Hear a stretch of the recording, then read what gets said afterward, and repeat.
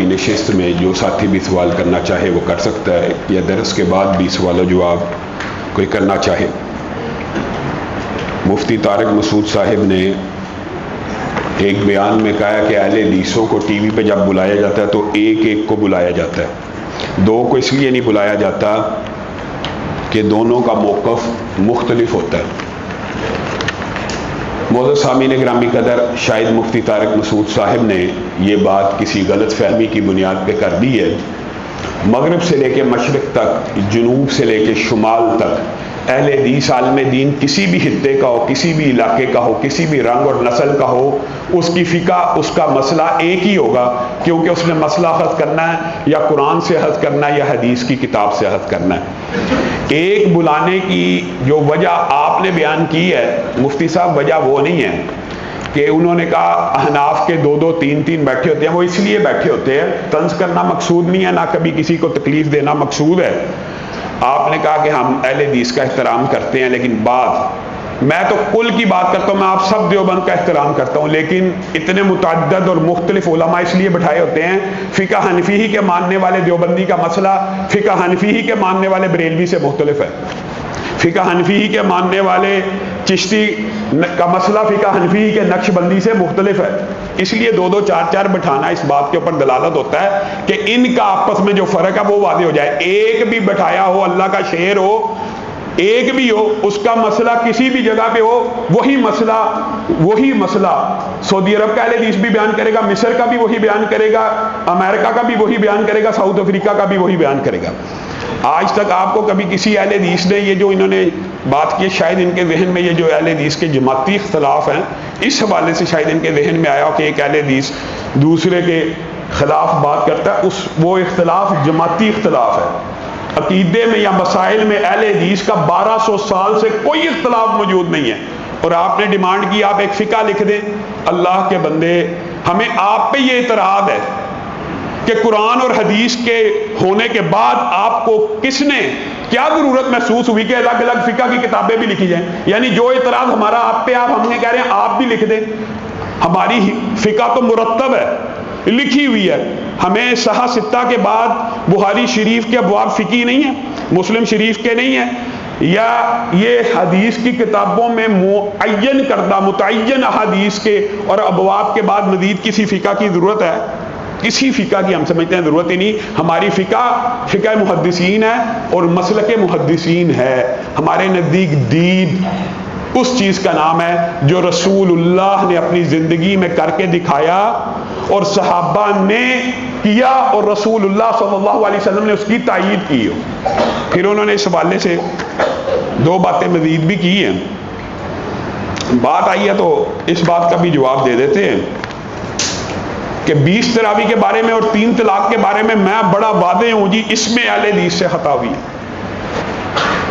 ایک بات یاد رکھیے گا، رسول اللہ صلی اللہ علیہ وسلم کی بخاری شریف کی حدیث ہے کہ رسول اللہ صلی اللہ علیہ وسلم رمضان غیر رمضان 11 رکعت پڑھا کرتے تھے، اور طارق مسعود صاحب نے یہ دعویٰ کیا اہل حدیث اس سے اگلی حدیث نہیں پڑھتے، آگے اس سے زیادہ رکعتوں کا اور 20 رکعت کو مسنون ثابت کرنے کی کوشش کرتے ہوئے کہا انہوں نے بخاری سے کہ آگے موجود ہے انا للہ و انا الیہ راجعون۔ میں آپ کے اوپر کوئی تہمت نہیں لگاتا، نہ آپ کے اوپر الزام لگاتا ہوں، ہو سکتا آپ کے ذہن میں کوئی اور کتاب ہو۔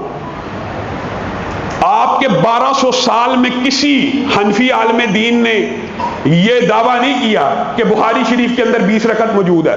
میں آپ کے سامنے یہ بات رکھتا ہوں کہ صحیح احادیث، بخاری نہیں، صحیح احادیث میں حدیث کی کسی بھی کتاب کے اندر رسول اللہ صلی اللہ علیہ وسلم سے اگر 20 رکعت مسنون ثابت ہو، اللہ کی قسم سب سے پہلے اہل حدیث اس کو اختیار کریں گے۔ ہمارا مسلک ہی اہل حدیث ہے، ہمارا مسلک ہی اہل حدیث ہے۔ حدیث اور 11 رکعت سے آپ نے اب بخاری شریف کا وہ پیج سکین کر کے لگا دیں، عوام کے سامنے بات کھل جائے گی کہ کہاں پہ بخاری شریف میں لکھا ہے۔ پھر آپ نے بات کی حضرت عمر کی، موطا امام مالک میں صاحب بن یزید کی جو روایت ہے، آپ حیران رہ جائیں گے کہ تمیم داری کو اور ربیع بن کعب کو حضرت عمر نے حکم دیا ہے 11 رکعت نماز کو ادا کرو، تراویح کی 11 رکعت با جماعت نماز کو ادا کرو۔ حضرت عمر کا حکم 11 رکعت کا ہے۔ کہتے ہیں جی اسی موطا میں 20 رکعت کا واقعہ موجود ہے۔ 20 رکعت کی جو روایت موجود ہے وہ یہ ہے کہ حضرت عمر کے دور میں کسی علاقے میں ہوتی تھی اور جو بندہ بیان کر رہا ہے اس نے حضرت عمر کا دور بھی نہیں پایا. اب یہ حدیث منقطع ہوگی انقطاع سند میں کہ نہیں؟ جس شخص نے حضرت عمر کا دور نہیں پایا وہ دعویٰ کرے حضرت عمر کے دور میں یہ ہوا، اگر ہوا بھی ہو بالفرض مان لیا جائے، اول تو منقطع سند منقطع ہو اور اس نے وہ دور ہی نہ پایا ہو تو یہ بات قابل حجت ویسے ہی نہیں. کیوں؟ کیونکہ صحیح حدیث اسی کتاب میں موجود ہے کہ 11 رکعت کا حکم دیا تمیم داری کو اور ربیع ابن کعب کو. بالفرض مان لیا جائے ہوئی تھی تو کسی چیز کا وقوع پذیر ہونا اس کا الزام حضرت عمر کے اوپر لگے گا، یا حضرت عمر کے حکم کو سے ہوئی ہے، کس مسجد میں ہوئی ہے، کس امام نے پڑھائی ہے، کوئی علم نہیں ہے، ہوئی ہے.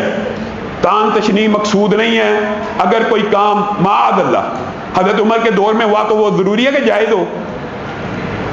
بتائیں، وہ ضروری ہے کہ جائز ہو؟ جائز ہونے کے لیے بھی الگ دلائل اور شرائط ہے کہ نہیں. حضرت عمر کے دور میں اگر کہیں ہوئی ہے، نہ اس کے امام کا پتہ نہ اس کی مسجد کا، اگر ہوئی ہے، اول تو جس بندے نے یہ روایت بیان کی ہے انہوں نے حضرت عمر کا دور ہی نہیں پایا. تو یاد رکھیے رسول اللہ صلی اللہ علیہ وسلم کے دور سے لے کے حضرت عمر کے دور تک اجماع صحابہ 11 رکعت تراویح کے اوپر. پھر عجیب و غریب لوگوں کے ذہنوں میں وسوسہ ڈالنے کے لیے جی اہل حدیث بڑے ہم سخت ہیں. ہم تو آپ کو کبھی آپ کے اوپر آپ بتائیں ٹی وی کے اوپر بیٹھ کے طنز بھی کیا اور تشریح بھی کیا، ہم کہتے ہیں یہ قرآن و حدیث سے ہم نے یہ بات سمجھی ہے، یہ موقف ہے، اور آپ نے یہ جو الزام لگایا اہل حدیث کا موقف مختلف ہوتا ہے.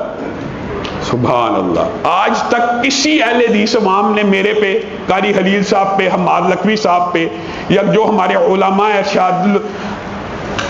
ارشاد الحق عصری صاحب یا مولانا مسعود عالم صاحب یا کسی عالم کے اوپر یہ اعتراض کیا ہو کہ نہیں نہیں یہ اہل حدیث کا مسئلہ، عبداللہ ناصر رحمانی صاحب یہ اہل حدیث کا مسئلہ نہیں. ہمارے ہاں تو یہ اختلاف ہے ہی نہیں، کیونکہ ہمارا کوئی بھی عالم جہاں بھی بیٹھ کے عقیدے کا اور فقہ کا جو بھی مسئلہ بیان کرے گا وہ ہمارے مابین اتفاقی ہوتا ہے، اختلاف ہی نہیں ہے، سرے سے نہیں ہے، سرے سے نہیں ہے. اس لیے ایک بٹھایا جاتا ہے کہ ایک بھی کافی ہے. کسی نے جو بات کرنی ہے مسلک کی نمائندگی کی کرنی ہے، پورے مسلک نے اس کو اون کرنا ہے، اس لیے ایک کافی. ہاں ہمارے مسلک کے اندر واضح طور پہ ہمارا جو مسلک محدثین ہے یا فقہ محدثین ہے اس کے اندر واضح طور پہ کچھ کرائٹیریاز ہیں کہ جو بندہ صحابہ کی توہین کرتا ہے اس کا مسلک اہل حدیث سے کوئی تعلق نہیں، چاہے وہ اپنے آپ کو اہل حدیث کرتا ہے. یہ باتیں ہیں. ایک بندہ اپنے آپ کو کہ میں اہل حدیثوں کا نمائندہ اور صحابہ کی توہین کرتا، اس کو اہل حدیث مانا جائے گا؟ نہیں مانا جائے گا.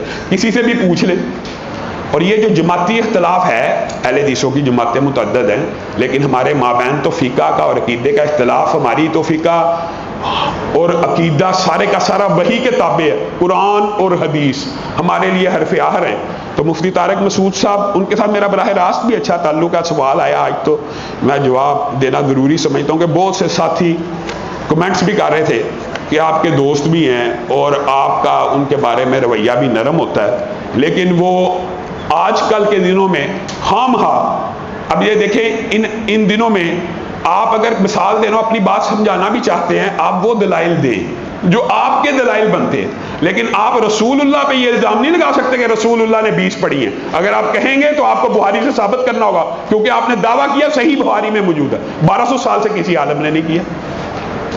اور پھر آپ نے کہا جی 3 طلاق اور 20 تراویح کا مسئلہ جو ہے یہ اس میں اہل حدیث گڑھ. اللہ کے بندے، رکانہ کی حدیث صحیح موجود ہے کہ رکانہ نے 3 طلاقیں دی تھی اور وہ نادم ہو گئے، پریشان ہو گئے. دین فطرت ہے اسلام کے نہیں.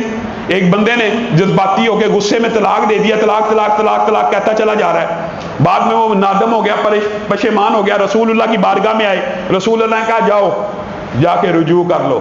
ایک ہی مجلس میں دی تھی، لفظ بھی موجود ہے بعض حدیث کی کتب میں. جی ہاں ایک ہی ہوئی ہے. یہ مولوی اور اہل حدیثوں کا فتویٰ ہے کہ رسول اللہ کا فتویٰ ہے. اور پھر صحیح مسلم میں عبداللہ ابن عباس کی روایت موجود ہے، رسول اللہ کے دور میں، حضرت ابو بکر کے دور میں، حضرت عمر کے اوائل دور میں 3 طلاقوں کو ایک مجلس کی 3 طلاقوں کو ایک سمجھا جاتا تھا.